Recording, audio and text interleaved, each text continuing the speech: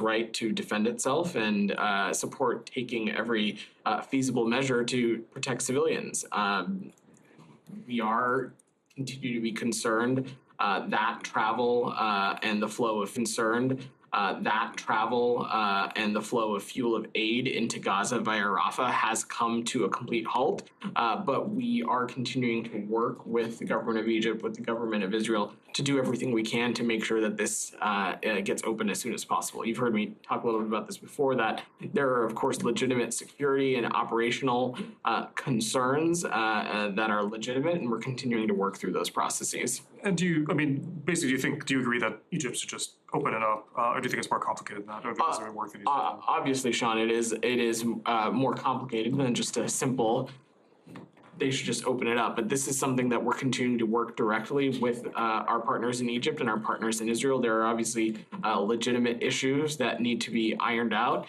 The important thing is, and this is something we know that our partners in Israel and our partners in Egypt understand, Rafah is an important conduit for aid, for fuel, and for every day that it is closed, that is aid and fuel not getting in through that conduit. Just one more, I'll pass on. But just wondering if you have any reaction to the Arab League emergency meeting, their two main takeaways. One, they want a regional summit or a peace conference on what's going on now, and also speaking of UN or UN-backed peacekeepers in the Palestinian territories. So let me say a couple things on that, Sean. First, in terms of any summit, I don't have anything to offer there beyond saying, this is something that we have engaged in regularly with our partners in the Arab world. You all are abreast of the engagements that the Secretary has, both in person as well as the engagements he has over the phone. We'll continue to talk directly with our partners in the Arab world. And as it relates to any security or peacekeeping force, we have first and foremost been focused on bringing a conclusion to this conflict. We have been having conversations with partners in the region about a post-conflict Gaza. Early on in this conflict, we've begun those conversations. Many partners, both in and out of the Arab world, share our concerns and share a willingness to play a constructive role when conditions allow. But there is a convergence on among many of them that we need to see this conflict end. We need to see a ceasefire. We need to see hostages released. We need to see more humanitarian aid getting in, and we need to see the space for the diplomacy to happen to get us on a path for a Palestinian state and see some progress for the Palestinian people. So we're going to work through that process first.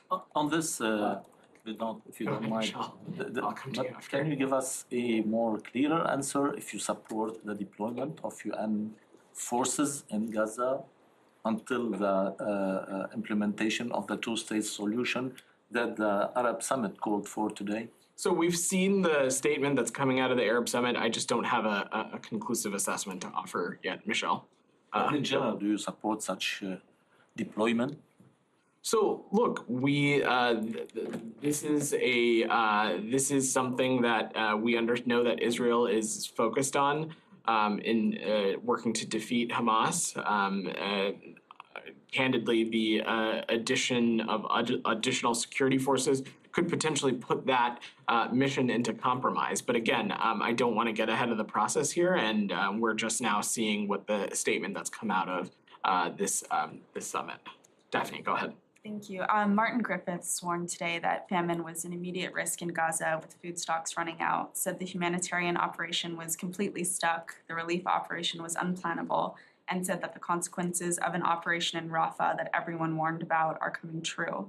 Do you agree with that assessment? So we are deeply concerned about the reports indicating worsening conditions and imminent famine in Gaza. Israel needs to do more to urgently provide sustained and unimpeded access for humanitarian assistance to enter both northern and southern Gaza, including facilitating efforts to get the right type of assistance to the most vulnerable. We have been very clear about our position on a major military operation in Rafah. While we, of course, support Israel's rights to defend itself, we believe a major military operation in Rafah would be a mistake. We have not seen that happen yet. But we're very concerned about an expanded operation in Rafah and what it could do to contributing towards the worsening humanitarian crisis. So we are going to continue to engage with our partners in Israel on this, discuss with them alternatives and other avenues, and we'll continue to have that conversation. And do you have an updated number on aid trucks getting into Gaza? So 228 trucks crossed into Gaza on May 15th, including 136 trucks from Jordan and Israel through Kerem Shalom and 92 trucks through Erez West. Additionally, the World Food Program collected 56 trucks worth of wheat flour at Erez West on May 15th. And then do you have any update on the group of American citizens who were doctors and medical professionals that had been stuck in Gaza since the closing of Rafah? So we continue to be aware of the reports of U.S. citizen doctors currently unable to leave Gaza. We, of course, continue to be concerned about their safety and well-being, as we are the safety and well-being of all U.S. citizens in Gaza. As you've heard me say, this is a very complex situation. This is not a border crossing, specifically the Rafah one. It is not one that the United States controls, but we are actively engaged with the relevant authorities to advocate for their safe departure from Gaza. We're continuing to have those conversations. We're in direct touch with these doctors and the group that they are a part of, as well as their families. Humanitarian front. Yeah. I just want to repose this question, given your exchange just now with Daphne. I mean, it was a few days after the World Central Kitchen strike on April 1st that both the president and the secretary have said that a change in U.S. policy would come if Israel didn't improve the humanitarian aid front. So it's a month and a half later. Are there any consequences being thought about, considered by the administration, specifically in response to the humanitarian aid problem? Well, Olivia, I think it's important to remember, and you were here when Ambassador Satterfield came to this briefing. Actually, I'm not sure you were here. Not here, You were but not I read here. it. You were in Capri having a blast Oh, for sure. with the rest of the bullpen. When Ambassador Satterfield was here, he spoke about the progress that we did see in that time period when it came to sustained humanitarian assistance. There, of course, has been a bit of a regression, given in large part due to some of the kinetic activity that we've seen around Kerem Shalom, kinetic activity that we've seen around the Rafah border crossing. And that is understandable. But simultaneously, we continue to press and engage directly with the Egyptians, with the Israelis, that we need to do everything we can to turn these border crossings on so that more sustained humanitarian aid can get into Gaza. And should we not see sustained progress, the president and the secretary were quite clear, and that statement continues to ring true. Great. I mean, just underscoring the fact that it was a month and a half ago. I understand there was some progress, but There was progress. There was progress, and sustained. again, it is because of largely because of kinetic activity from Hamas. In fact, we have seen some of these border crossings unfortunately close, and we are working around the clock with our partners in Israel, with our partners in Egypt, as it relates to the Rafah one especially, to do everything we can to turn those back on. There's no timeline or deadline that you're working with. There was not a timeline or a deadline when we spoke about this at the beginning of April. This is a frank and direct. This is a frank and direct conversation that we'll continue to have with our partners in Israel, and we want to continue to see immediate and sustained flow. I obviously was able to provide some metrics here. We are seeing some positive steps in the right direction. The cooperation from a number of regional partners as it relates to the maritime corridor will, of course, be a positive step in the right direction. We want to continue to see more, and we intend to raise that if we don't. Tangential but related, because the president and secretary also stressed the importance of establishing a better deconfliction mechanism. Yeah. So where do Israel's efforts on that stand, as you understand them? So I spoke a little bit about this the other day. This is something we continue to need to see from our partners in Israel. It is critical that Estelle is established to improve deconfliction, one that is reflective of enabling open and transparent communication channels between the IDF and other humanitarian partners, and that is something that we're going to continue to press them on. So just to be crystal clear, a deconfliction cell within the IDF does not currently exist, because there are pictures of Jack Lew getting a tour of something. There has been progress in some of those spaces, but we still need to see more, and I'm happy to see if we have a breakdown of of what exists currently and what doesn't. And in fact, the IDF might be better suited to speak to efforts that they have in place versus not. I have one more with your and the press corps indulgence, just because the secretary said yesterday that it was imperative that Israel come up with a clear and credible plan for post-war Gaza. Obviously, you've seen comments from the prime minister. In response to those, do you have any indication that the current Israeli government, apart from the defense minister, is interested in crafting such a plan? So whether there is an interest in crafting a plan or not, I will let it to our partners in Israel to speak to. What we know and what we feel ardently in the United States is that short of a plan that is reflective of a political process, that is reflective of a Gaza that is no longer under the control of Hamas and reunited under the Palestinian Authority, that is reflective of a Gaza that can no longer be used as a springboard for terrorism on the Israeli people, that we're going to continue to be caught in this endless cycle of violence. And so that is exactly why Secretary Blinken has continued to engage in direct diplomacy with partners in Israel, with partners in other parts of the world, to get us onto that process, to do everything possible to get us a ceasefire, so conditions are going to be created for further diplomacy to happen, to get us on a path to a two-state solution. Outside of that, we will continue to find ourselves in this endless cycle of violence. Of course, we need military pressure to defeat Hamas, but there also needs to be a political process that is reflective of the broader concerns here. Yeah, Jenny, go ahead. Thank you, Vedant. On China and Russia, regarding the summit meeting between China and Russia, Chinese President Xi Jinping and Russian President Putin said in a statement from the summit that they pose pressure on North Korea by the US and its allies. How will expectation about influence change as China and Russia defend North Korea?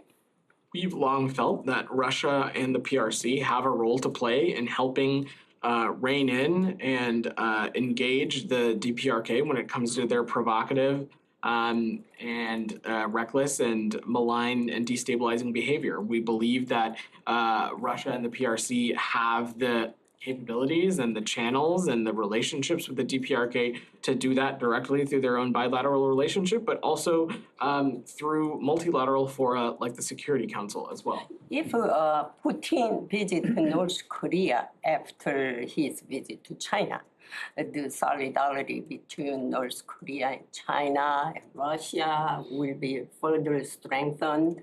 How do you assess this? So I don't think it's about the solidarity between the DPRK and the Russia being further strengthened or not. We know that the DPRK has and continues to provide material support to the Russian Federation for their aggression in Ukraine. And so we continue to condemn that kind of action, and we'll continue to take appropriate action to hold actors accountable. Can I just ask a little bit more broadly about that? Sure. About Putin and Xi? Yeah, absolutely. What do you think of it? I mean, was there anything new? I mean, obviously they met right before the war, maybe after. But what do you see anything new about that? And particularly when it comes to Ukraine, President Xi made some talk about further one escalation, etc. Do you see anything new there? How do you see this going forward? So let me say a couple of things, Sean. First is that the People's Republic of China cannot have its cake and eat it too. You can't have it both ways. You can't want to have good, further, stronger, deepened relationships with Europe and other countries while simultaneously continuing to fuel the biggest threat to European security in a long time. And the importance of this is not just a U.S. position, it is one that is shared by our partners in the G7, our partners at NATO, our partners in the EU. Fueling Russia's defense industrial base, as the People's Republic of China has, not only threatens Ukrainian security, it threatens European security. And Beijing can't achieve better relations with Europe while also continuing to support something like this. I will also say that in just coming down, I saw something as it relates to what looked like a joint statement or some language coming out of this meeting that talked about as you mentioned, concerns about escalation, wanting some kind of peace process or political solution to the conflict in Ukraine. From our point of view, the solution is simple. The Russian Federation can just leave Ukraine. It can leave the territories that it's in Ukraine. It can leave Crimea, and we'll have our peaceful solution. But time and time again, President Putin and the Russian Federation has indicated that they are not interested in doing that. Go ahead, Anne. So if I could go back to the aid workers, the medical workers in Gaza. You had mentioned that we don't control the Rafah border crossing. That's what's complicated it. But Israel does control Kerem Shalom. Why can these workers not leave Kerem Shalom and Israel allow other aid workers in to replace them? Is the complication on Israel's side, or is it? It's a complicated situation writ large. There What are the are complications? varying factors that go into where foreign nationals can depart from Gaza or not. Kerem Shalom is also not a border crossing that the United States controls. But we're engaging and advocating directly with our partners in Israel, with our partners in Egypt, for their safe departure, and that continues to be around the clock effort. And I'm not going to speak to it in more specificity, one for privacy reasons, but also given security sensitivities If I as could well. follow up to what Olivia was asking as well, as 3 weeks ago, we had Ambassador Satterfield here saying we need to start doing more than just counting trucks. We're still counting trucks. What is the consequence for not allowing medical aid workers in, which I would equate with humanitarian aid? It absolutely is. We have been clear that humanitarian aid workers need to have access to Gaza to do the important work that they're doing, whether it be medical or otherwise, or whether it be direct humanitarian workers who are directly involved in the flow of humanitarian aid. That continues to be the case here. It's also important to remember that we are talking about American citizens. We're also talking about this in the context of a consular issue.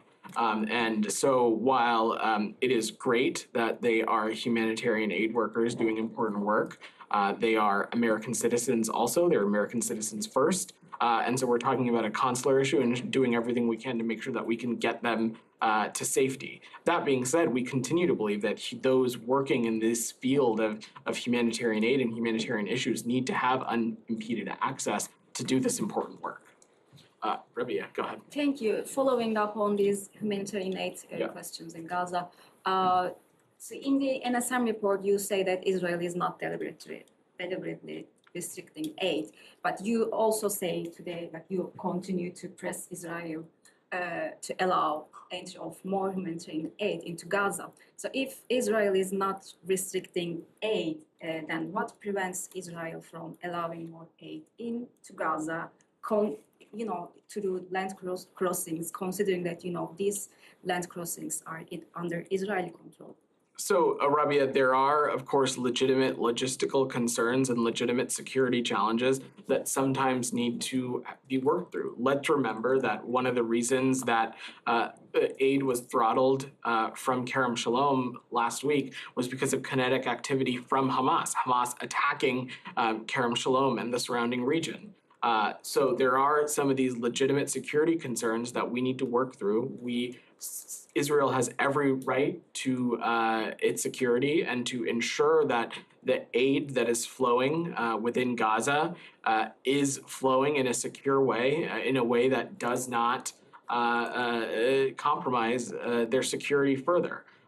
We're continuing to work with them through these processes. But that being said, we have been explicit that more needs to be done to augment humanitarian aid efforts, especially through these land crossings. So Israel is not doing enough, but you still think that they are not deliberately restricting the aid? So I think I was pretty clear when I think you asked this question just the other day, which is that more absolutely can be done to enhance the flow of humanitarian aid into Gaza, but we have not seen any restriction or stoppage of humanitarian aid by Israel.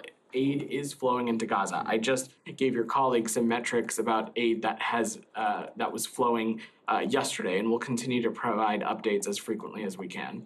Saeed, go ahead. Thank you, Vedant. Sorry for being late. No, you're good. Very quickly on the aid, I don't know, maybe you touched upon it. Are you aware that the Israelis or Israeli settlers have destroyed or, stopped 5 trucks from going in. I've seen some of those reports, Said. I can't offer. The Jordanians. Do you? I've seen some of those reports. I can't offer a technical assessment of where those trucks are in their path or their flow to their ultimate endpoint, or whether that aid was able to be rerouted or not. What I can say, though, is that humanitarian aid must not and cannot be restricted, stopped, or interfered with. And our partners in Israel need to do more to hold actors like this accountable when action is taken that is inconsistent with what we know is important, which is getting more humanitarian aid into Gaza. So what is your position on the Rafah crossing? At the present time, the status of the Rafah We crossing. just spent a lot of time talking about Rafah. I know you were tardy, but I will encapsulate it briefly for you, which is that we are working around the clock with our partners in Egypt and Israel to do everything we can to get the Rafah crossing open. Due to it being closed, The Palestinians commemorated it in the shadow of the ongoing war in Gaza. So incredibly enough, not only that the issue was not resolved over a period of 76 years, but there's a second Nakba ongoing. I mean, there's the movement of people, 600,000 here and 600,000 there and so on.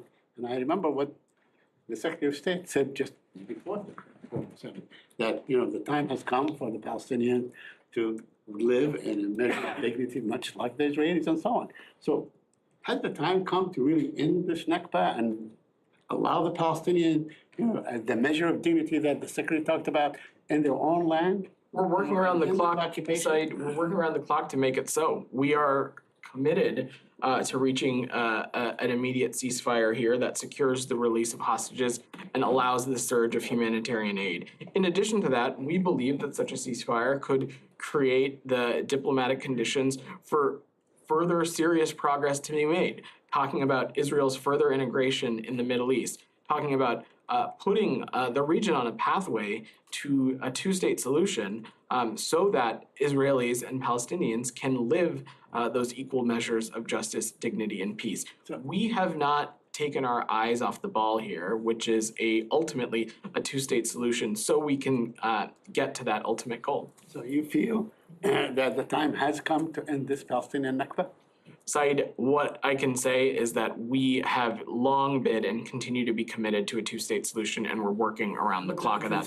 I'm not. An ongoing catastrophe. Has the time come to end it? Said, I do not dispute the suffering of the Palestinian people and that their current experiences that the Palestinian people are facing, not just in Gaza, but living under occupation in the West Bank. I'm not trying to dispute that at all. What I am saying is that we are continuing to work around the clock to get us a conclusion of the current hostilities and get us on a path to further diplomacy to get us to a two-state solution. That's what the Secretary is deeply committed to, as is President Biden. I'm sorry, but the current hostilities are rooted, in a catastrophe that has been going on for 76 years. It's not something that just happened. Current hostilities are rooted in Hamas unleashing a terrorist attack on Israel on October 7th, rooted in their vision of ensuring that Israel is eliminated from the face of the planet. It's not rooted in what happened in 1948. Hamas has been very clear about what their intentions No, are. I'm not talking about Hamas. I'm talking about that this issue has gone on for 76 years. I just want you to acknowledge that. The issue has been going on for 76 years and not just, it did not begin on I October think 7th. we've exhausted this topic, Said. Go ahead. Yeah, Daniele Competangelo for the Italian television La Sette. So if you can talk a little bit more about the meeting with between Xi Jinping and Mr. Putin, regarding also the sanctions that the US today or yesterday, the president announced. Don't think they were sanctions. Pardon me? They were not sanctions. I mean, for import and export Yeah. to the We US as call well. them tariffs. Right. Yeah. Yeah, if you can talk a little bit more about that, and then I have another question. Sure. So, where would you like me to start specifically? From the first part so- let's start from the meeting. As it relates to the meeting between President Xi and President Putin, I think I I exhausted that topic with Sean, but I will just say again that in our view, the People's Republic of China can't have it both ways. You can't purport to claim to want to deepen and strengthen your relationships with Europe while continuing to fuel one of the biggest threats to European security in many, many decades. As it relates to the announcement of tariffs earlier this week, you're seeing the president take action to protect American workers and businesses from what we believe to be China's unfair trade practices. American workers and businesses can outcompete anybody as long as the competition is fair. But for too long, the PRC has been playing by a different set of rules, using unfair and anti-competitive economic practices. What this is working with our allies to join forces in outcompeting China by building alliances abroad and producing jobs here at home. And if I can do a follow-up question about what you just said. I don't know if you're aware, for instance, Italy have signed some sort of agreement with the Chinese, and the President Xi Jinping was in Europe last week. And the Chinese... Who signed an agreement? Sorry. Also Italy. In Italy, right. Chinese electric car will start being imported, I believe, next year. So how does the U.S. try to manage, the Chinese that trying to have business with Europe as you know, because they have to, and then also they're trying to put their nose in Ukraine. So it looks like they're trying to... So look, let me just say this, and the United States is not, of course, party to this, but we welcome investment and trade that promotes sustainable and responsible development and growth. But we continue to urge, in all cases, the need to emphasize transparency, sustainable financing, sustainable practices, and preservation of national and data security to ensure mutual benefit for the United States, Italy, and other partners. And that is something we have not always seen as it relates to investments and trade practices by the People's Republic of China in countries around the world. Thank you. Daphne, go ahead. Thanks. Just back on the Putin-Xi meeting. Yeah. The secretary went to China recently and expressed concerns over its growing cooperation with Russia. And yet this meeting is happening now, and they pledged a new era of partnership. Are you concerned that the trip was an unsuccessful attempt to stem this relationship? And is there anything more you can do to put the brakes on it? So absolutely not. The trip was not unsuccessful. You have to remember that our engagements with the People's Republic of China is multifaceted. And one of the key components of this of the Secretary's visit was to build on some of the key deliverables that came out of President Biden and President Xi's Woodside Summit. We're talking about enhancing cooperation on fentanyl, additional military-to-military communication, collaboration in other areas. And we know that focusing on those issues continues to allow us to manage this relationship responsibly, manage competition responsibly, which is what the world expects of international powers. That being said, surely we also believe that the People's Republic of China's essential reconstitution of Russia's defense industrial base is deeply problematic, and we will monitor this space closely and take appropriate actions independently through other multilateral fora should we need. And we continue to say directly, and we have, the Secretary has been direct on this with his counterparts, that the PRC cannot have it both ways. Sorry, what sort of actions? I'm saying we stand ready to take additional actions should necessary as it relates to the PRC and any entities for their further support of Russia and its aggression in Ukraine. So what sort of actions can you? So I think I'm not going to preview actions from up here, Daphne. I think you've been covering the department long enough to know that. But the United States has a number of tools at its disposal to hold folks accountable. Alex, go ahead. On Ukraine, going back to Secretary's trip, he's back.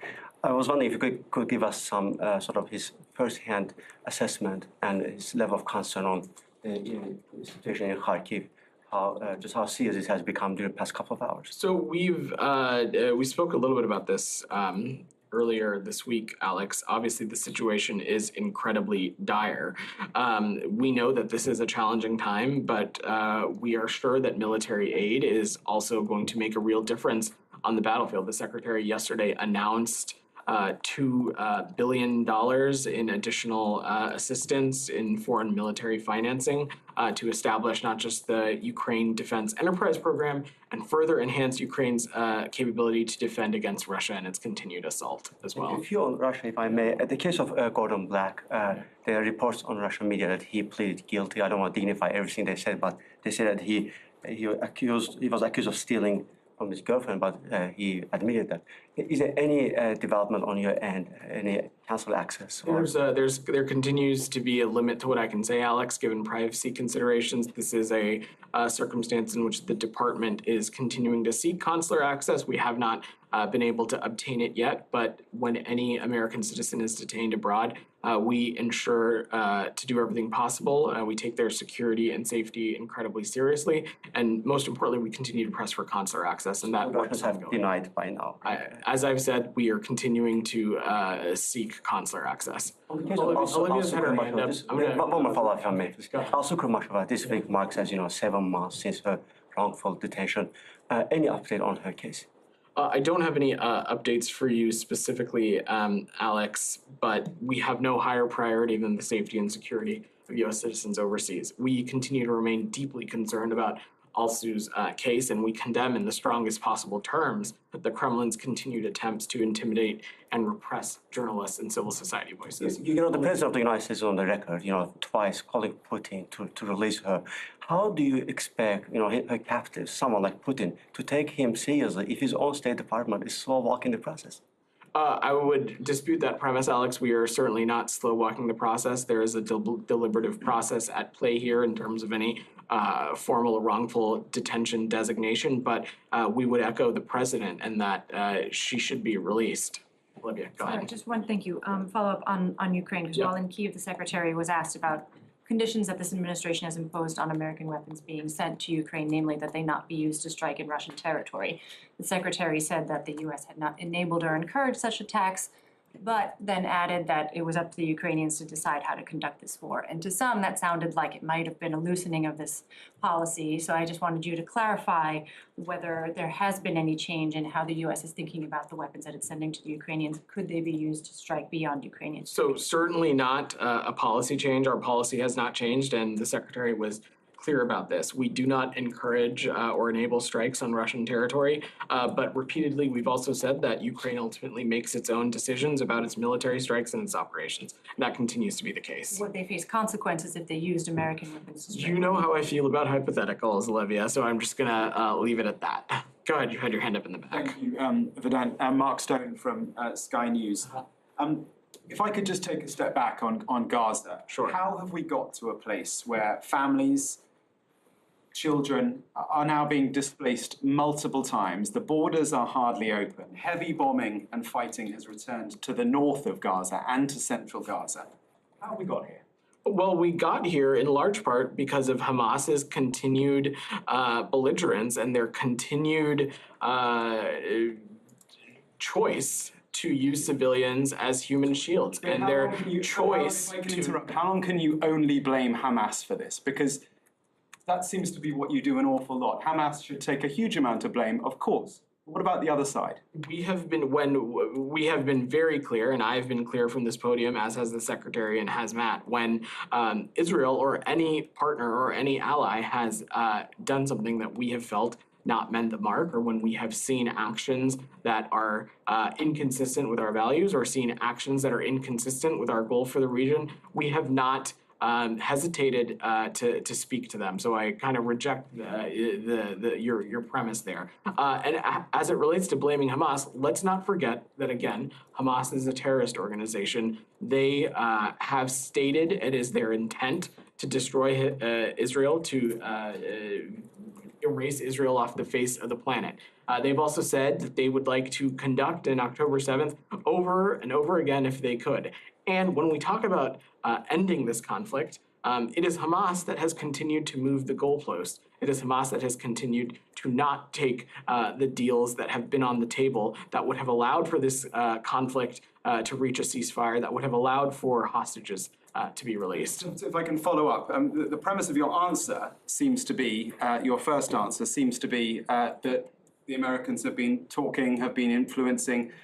What are American words worth these days? What is American influence worth? I think American influence is worth quite a bit, and it is because of American engagement and American leadership and American diplomacy, specifically by this secretary and by this president, that we have seen things unfold in a certain way. We have seen humanitarian aid be unlocked. We have seen things like this new maritime corridor be accomplished. I'm certainly not trying to say that it is enough, but it is a step in the right direction. Let's not forget that at the beginning of this conflict, there was close to little humanitarian aid flowing into Gaza at all. And it is because of Secretary Blinken and President Biden that we are trending in a different direction. But we're not. It's going backwards. The fighting has returned. The borders have shut. People are being displaced repeatedly. Things are plainly going backwards, not forwards. We have been clear that there needs to be some progress made as it relates to some backward steps in the past couple of weeks, but there has been a sustained period in which we saw an increase of humanitarian aid, and we're going to continue to work that directly. Nick, go ahead. On Cuba, Yeah. state removed Cuba from the list of countries not fully cooperating against terrorism. That's right. Can you explain a little that rationale, and also is this a prelude to Cuba no longer being considered a state sponsor?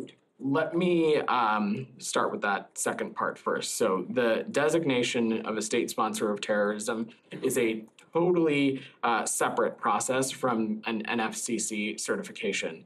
There have been countries certified as NFCCs without being designated as state sponsors of terrorism, and vice versa.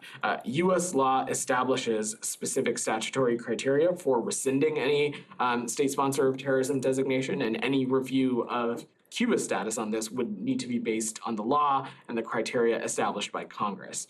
So to take a step back on this NFCC process, the department determined that the circumstances for Cuba's certifications as a not fully cooperating country have changed from 2022 to 2023.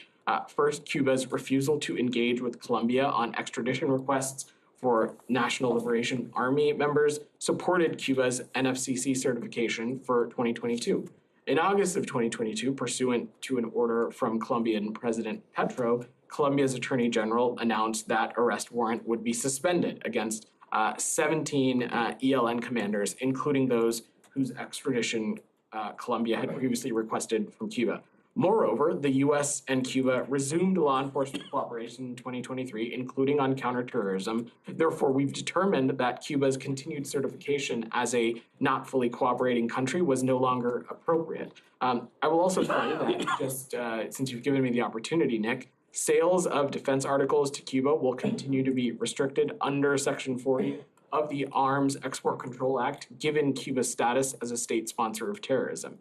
Moreover, Cuba remains subject to an incredibly comprehensive embargo still. Can I just follow up on that? Sure. I mean, Pompeo, when he added Cuba back to the list, he explicitly raised the ELN issue as a reason that it was being added to the state sponsor of terror. I realize there's a different process for that, but the Cubans have said that this is, a political decision to keep them as a state sponsor. I mean, is it why? How can they still be considered a state sponsor of terrorism if they are cooperating on counterterrorism, as this report said? So you can be a cooperator on counterterrorism, but we still believe that there are actions that they are undertaking that are of the support of terrorist activities. I'm not going to get into those specifically from up here. But again, Sean, should any statutory criteria change on rescinding the SST designation, we would work on that based on the law and the criteria established by Congress. Just is there anything specifically you need them to do to remove that state sponsor? I just wouldn't speak to the deliberative process on that from up here. Go ahead. Thank you. Yeah. Yes. Thank you, Matt. Thank you, Vedant. Thank you. After the meeting with the visiting Assistant Secretary Donald Lu, Bangladesh's ruling Prime Minister advisor told the reporters that White House and the State Departments are very much willing to remove the sanction as US imposed sanction on Arabi Rapid Action Battalion for the extreme violation of human rights and extrajudicial killing. So he said that the State Department and White House working to remove the sanction. Those claims are false. The US is not withdrawing sanctions against the RAB. Those claims are false. Sanctions are intended to change behavior and promote accountability. And one more, he said Jackson, I'm gonna work, I have a hard out, so I'm gonna try to get to as many people as I can. Go ahead. So first, can you confirm that the administration has notified Congress of a $1 billion arms package for Israel? I just wouldn't speak to arms transfers that have not been formally notified to Congress. I wouldn't speak to those from up here. And when will aid begin going through the pier? You missed my top Jackson. You were late. And I apologize for being late. So what I had said at the beginning was we hope that aid will begin flowing very soon. It will be pre-screened in Cyprus and then on its way to Gaza. And finally, what's your reaction to South Africa telling the ICJ that Israel's quote, genocide has continued at pace and has reached a new and horrific stage, end quote? We have been pretty clear about the fact that we do not believe that what is happening in Gaza is genocide, and we continue to believe that those claims are unwarranted and false. Go ahead. Thanks, Vedant. Two questions on Turkey. Okay.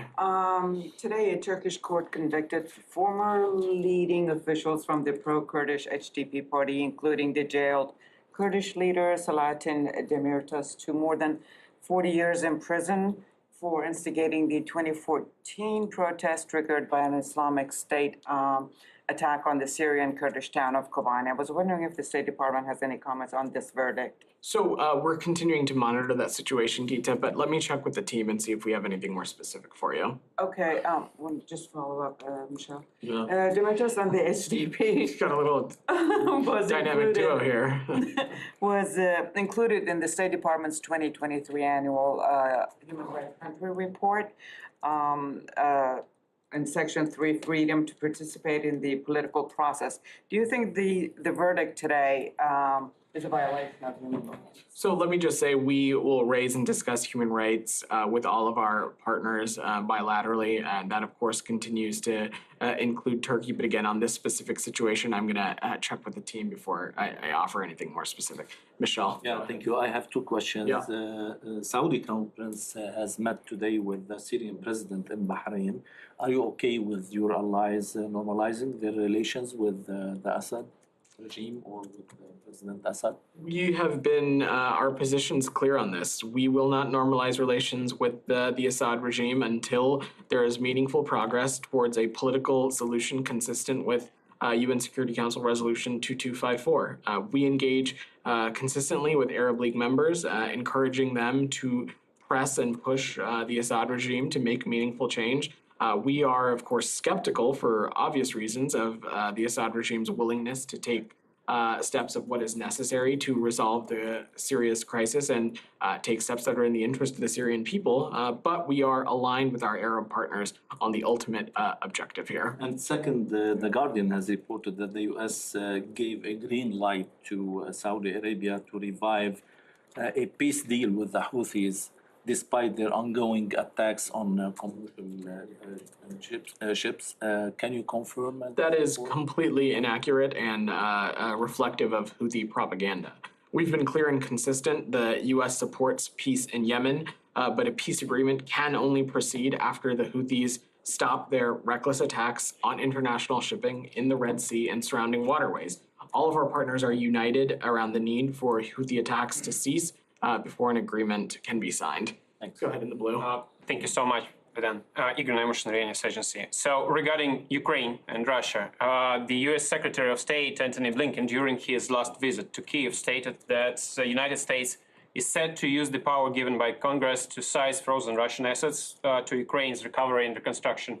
May I kindly ask you to clarify when the U.S. is up to start using assets, in what particular way, And what is the current status of discussions with other G7 members? So I'm certainly not going to assign a timeline to that. What I can say is that we're continuing to consult closely with not just Congress, but other G7 and European partners, ensuring that we're looking at processes that are consistent with their legal system as well as consistent with ours. And I'm just going to leave it at that for now.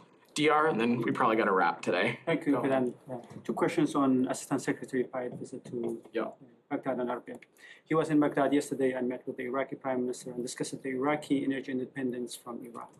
So are you satisfied with the Iraqi government steps in this regard? And do you believe Iraq could achieve this energy independence from Iran? So Assistant Secretary Pyatt's visit reflects the important strides that we believe Iraq has made to secure its energy independence. And these efforts are important for Iraq and for Iraq to end Iranian natural gas imports and to meet its climate commitments. Assistant Secretary Pyatt is also encouraging federal government to better integrate the IKR's gas resources into its overall energy independence plans. We believe that Iraq is making progress, and over the past decade, Iraq has doubled its electricity generation. In March, Iraq activated its electricity interconnection with Jordan. Gas capture projects are coming online this year that will also significantly reduce Iraq's need to import Iranian gas. And it's been a year that we are working and encouraging Iraq to resume the IKR oil exports to ITP. And what you announced in your statement is that to offset decreases in Russian oil export to Europe. So why this hasn't happened? Why you couldn't convince the Iraqi government to resume that oil export? As it's matter to the energy supply, and it's matter to American companies, it's matter to... We continue to engage directly with officials in Baghdad, officials in Ankara, officials in Erbil, as well as with U.S. companies that are affected by the stoppage on reopening the ITP pipeline, developing multiple routes for Iraqi energy to flow into global markets. It's a common interest of ours. All right, thanks everybody. Thanks everybody. Briefing that you forgot me. This is very shameful attitude. The frontier goes federal, pays federal and state taxes. I pay those taxes. You should.